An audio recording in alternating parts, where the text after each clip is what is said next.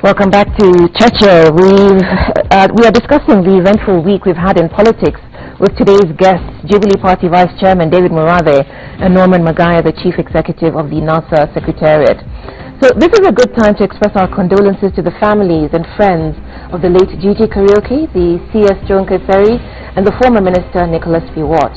But within the context of the elections, it's the untimely death of CS Kaiseri that concerns us and the rest of the country, because as you all know, gentlemen, there's been a lot of talk about peace versus credible elections.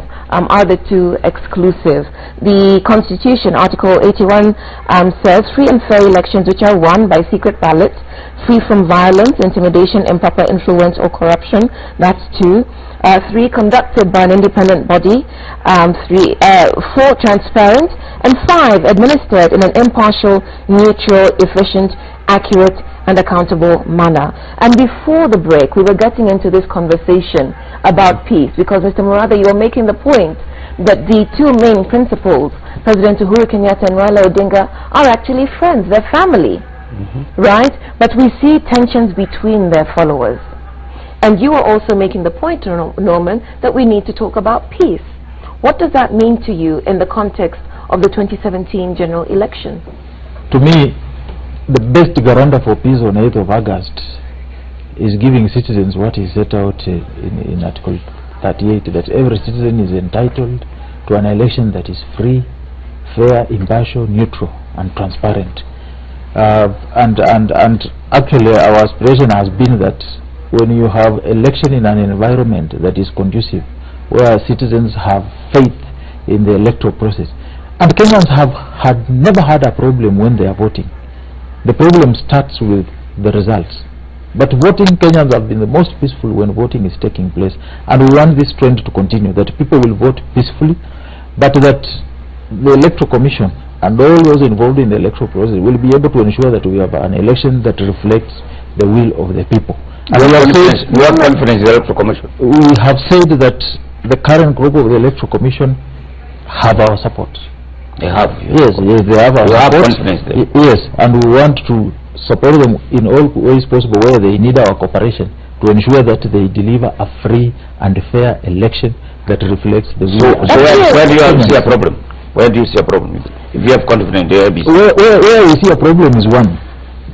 Some people have sat somewhere and arbitrarily came up with areas they are called trouble spots, based on no science, based on no research, based on nothing. And if you look at the classification, it gives you a trend. In 2013, this was done, and it was aimed at voter suppression. And this is an election where by voter suppression, you mean that people will not be allowed to vote? That there is an atmosphere, an environment of intimidation that makes voters to stay away. I can tell you that in rural areas, if you put a heavy contingent of security forces, people will stay away. They will think that it's a crime going to a polling station. No one will turn up. This happened in Kilifi, especially in Kilifi North, where polling stations opened at 10 a.m. and they were closed at 3 p.m. because of the atmosphere of fear. So we need to create an environment that gives confidence to our people, that you will go cast your vote, you will go home, and that when the results are announced, they will reflect the will and wishes of the people. You do realize, though, that yours is a party with a history of electoral violence? We have no history of electoral violence. What we have is a state that creates an atmosphere of anarchy and violence. And what they have done is, our people exercise their constitutionally granted rights. You have a right to debate, you have a right to demonstrate. But you have no right to use pangas against each other in a primary. Show me a policy of our coalition that has clearly advocated for violence as a means to resolving electoral conflicts. What happened in primaries in your areas? Were we in control of the supporters? The candidates were in control of their supporters, and it happened both in Jubilee and other areas. So you can just say that we have a history of electoral violence. You do. That is absolute biasness. No, but biasness. When we say no Raila, no peace. No. When you can't conduct nominations, it's an expression. Did Raila tell people say no Raila, no peace? That was not it. People are saying we have voted. We know what the results in this polling station are.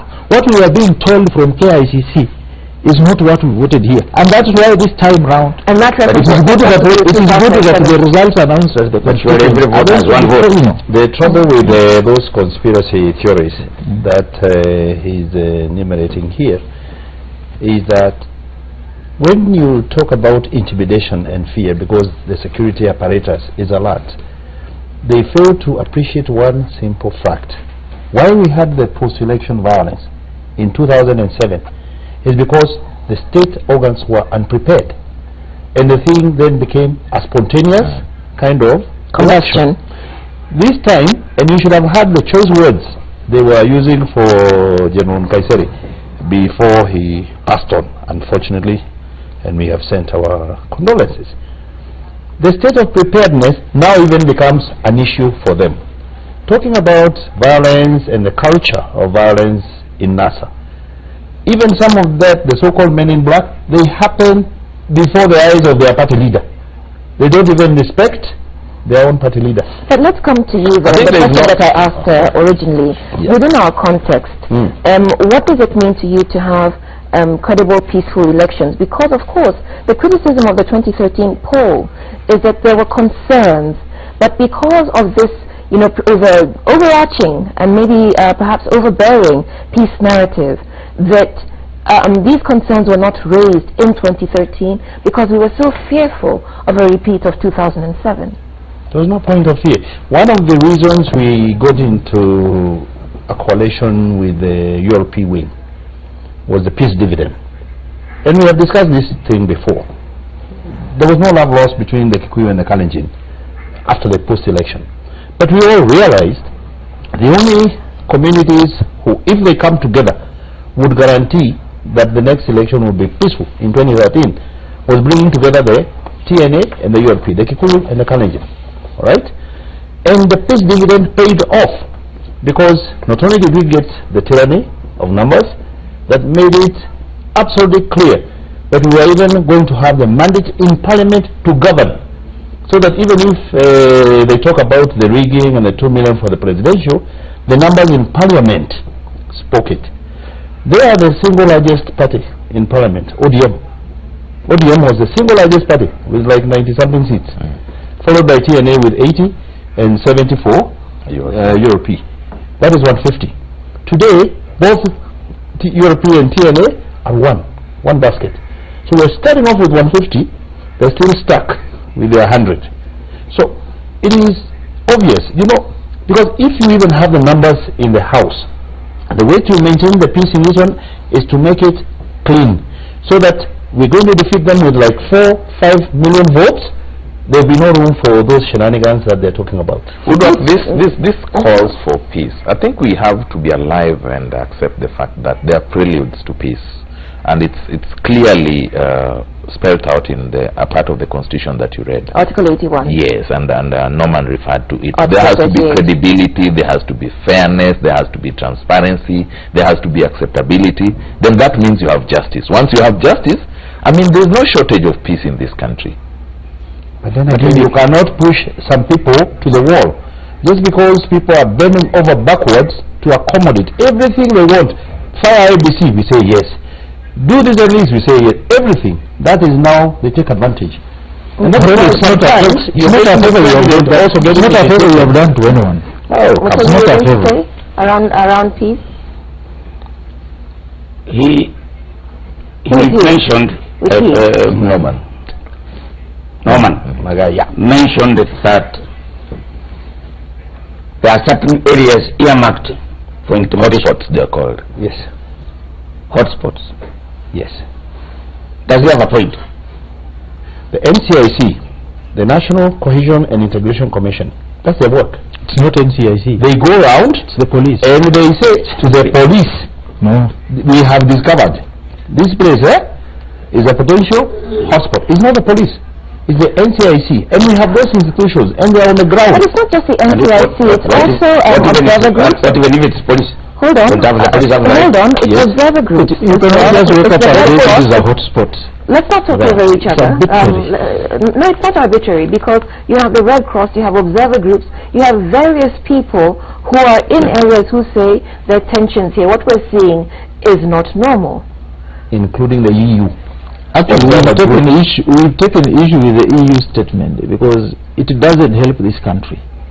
It simply unsettles populations, it creates an atmosphere of fear, and people start leaving.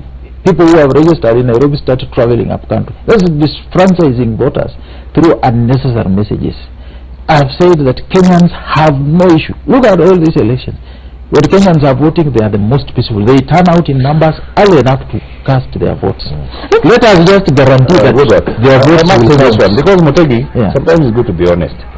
When they kept a call for a peace conference in Diani last year, and everybody, the Association of Private Sector, exactly, everybody showed up except them.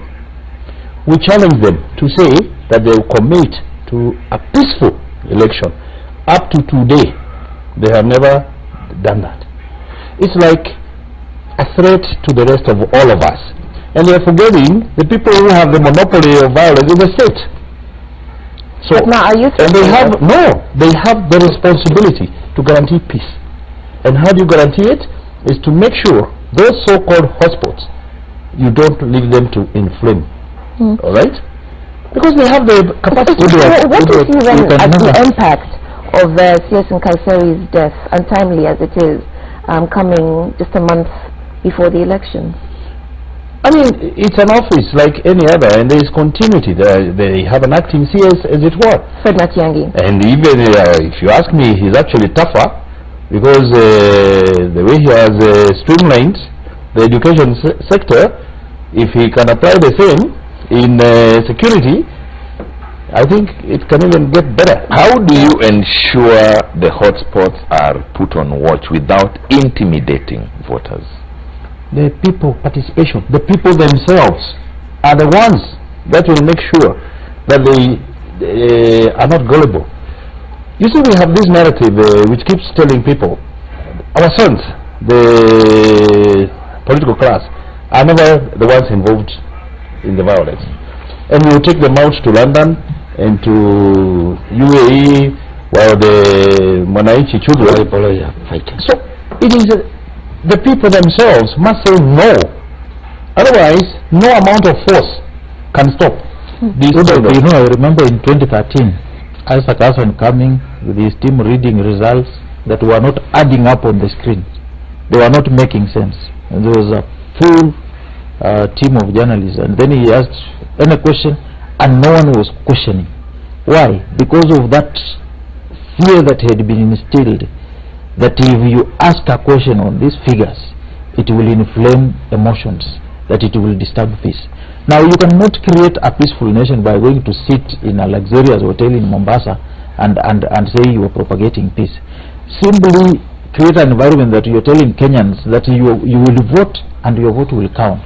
We are ready to be part of a conversation that advocates for free, fair and peaceful election. But we are preaching about peace. Why haven't you made the commitment? And negate, we have. We have. Even in Kamukunji and Sabasaba, we said we are launching the 30 days march to a peaceful election on 8th of August by asking our supporters to be vigilant, to ensure that they are part and parcel of this process, by ensuring that the process is free and fair. And that's why the national, that's why when IEBC convened the National Elections Conference, if you look at the theme was about free, fair and peaceful elections. We are there. Towards a credible we are there. But anywhere where there is a quest for free, fair and peaceful elections, the president stays away. Anywhere where there is just peace in the abstract, the president is available. We will not be part of that juggernaut. We have been there before. We have burned our fingers before on that such campaign. We want an environment where Kenyans have confidence in the election. And I can tell you the program. I can tell you they are so civil. Even when these guys talk some very outrageous things, I can assure you, they're even telling their supporters, once they vote, they will remain within the vicinity. What is that a recipe for? That is not true. Even in Tanzania, they refused. And they even said nobody can stay within the vicinity of that, and in fact, that is where now the I think the electoral laws are very clear. There is a policy within which you... The electoral laws are clear, and remember, we had the IBC Commissioner, Rosemary Akombe, last week, and she said that there is a perimeter within which no one is allowed to approach. But if people want to remain, they're free to remain, but she cautioned also that could be a security threat. Exactly. Go and vote. That's wrong. What are you doing around there? Now we will let Norman finish. What Murray is saying is not true. One is that on voting day, people vote and go home. It is a tradition. In the evening when the counting starts, people come back. The counting is done, the results are tabulated, and everyone goes away knowing what the results were in a polling station. Why anyone will fear as citizens being there as part of a wider concept that is enshrined in our values in the Constitution, Article 10, public participation, transparency and accountability. Why anyone will be uncomfortable with a constitutionally guaranteed principle and value surely should worry anyone. To go against what our Constitution states as a way of talking about security in the election is not fair. I think these elections, we must realize the election does not belong to the IEBC. Election belongs to all citizens. It's a national project. We must make it as participatory as it can be.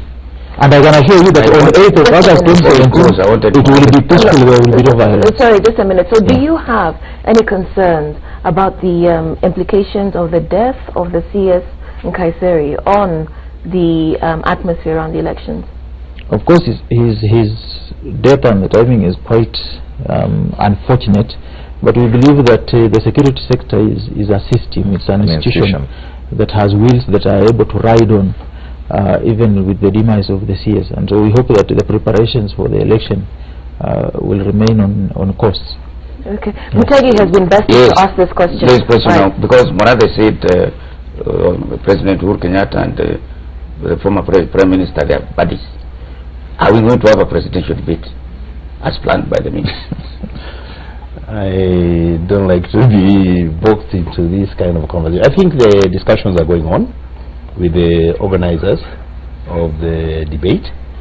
We had issues, and so did they, and we had pronounced ourselves on it. Some of them have been resolved in court. I think it is the format and the engagement that we're discussing with the media debate company. So it would be premature for me to say whether that will or will not happen. But current status from both sides, the current status is that we are not taking part. Okay. They are taking part. We are taking part. We already issued a statement to that effect. What did you do? That we had issues which have been since resolved. We did it last week on Friday and indicated that we are ready to participate in the debate, and on 24th we will be there. Okay. I'm told that we have to wind up now, but very quickly, I'm curious about the impact of the revision of the salaries for state officers announced by the SRC on your candidates. Have you heard any sort of murmuring? Have you seen people's enthusiasm for the election dampened as a result of that? Oh yes. I have been a member of parliament, and most of those are like the allowances in mileage. Most of them are actually false mileage claims. False. Yes, we've heard that before in this show. All right. So it will not be popular with the MPs. Fortunately, in our region, the mileage was very insignificant. It is the people who are coming from Mandera, staying in Isli, and claiming to go to Mandera every week, claiming the numbers. The people of Mandera might feel single. No. I'm saying not just Mandera. The radius, like even Turkana or Migori or Kwale, you know, it's done in terms of radius. But the people of Nairobi here, I don't think it's an issue. No, but there's a sitting allowance apart from the mileage claims. And she was also right. Sarah was right. You cannot be hired to come to Citizen to do a job, And then you sit and you take a sitting allowance. It doesn't add up. I wonder whether if this had been announced before the nominations, whether there would have been as much interest in buying. You're right. A lot of people would not have been excited about becoming and spending all that money. On your hand, spending all that what do you money. think? One, I think we need to look at the nature of our society in wider perspective when looking at this question of salaries, specifically for members of parliament.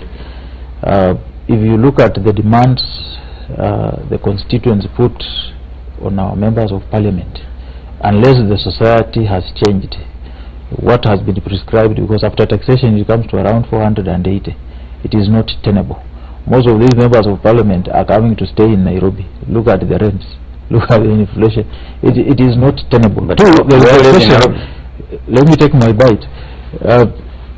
People are staying up country, they don't stay in Nairobi. Two, if you look at the question of legitimate expectation, that these are things that ought to have been done, because these people are in a grueling, expensive election process. Okay, most of them are disposed to their property. Most of them have resigned from well-paying public service jobs, private sector jobs, to get into this.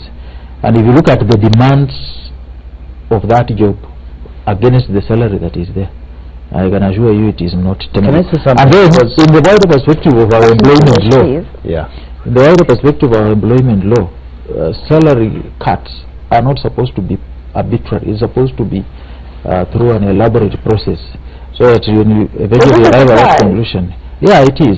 And I say that this is not Sarah Serem.